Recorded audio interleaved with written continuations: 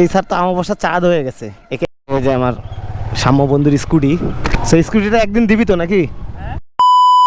ভাই আমি কালকে যে ভিডিওটা আপলোড করছি, সরি আমি আজকে যে ভিডিওটা আপলোড করছি সেখানে আজকে আমাকে একজন ফোন দিছে, দিয়ে বলছে যে ভাই আমার মিষ্টি লাগবে।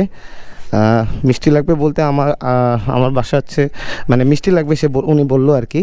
সো আমি না কনফিউজ হয়ে গেছি। আমি পরে জিজ্ঞাসা করলাম যে ভাই আপনার বাসা কোথায়?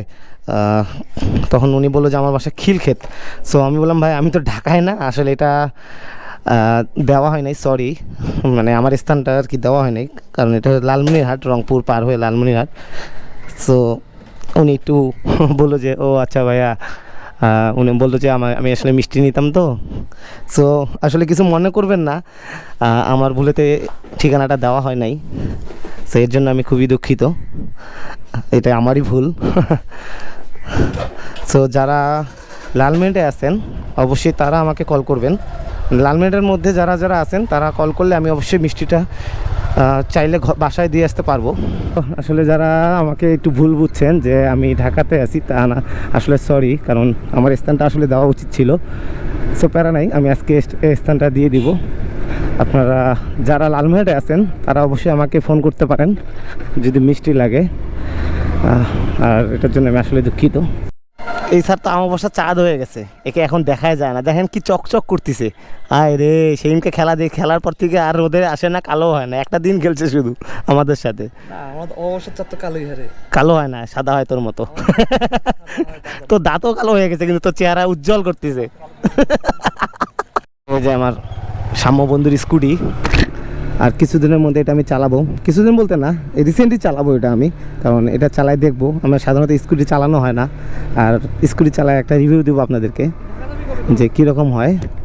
আসলে ঢাকা যাওয়ার দেরি আছে আমার, 10-12 তারিখ বা 15 তারিখ এরকম।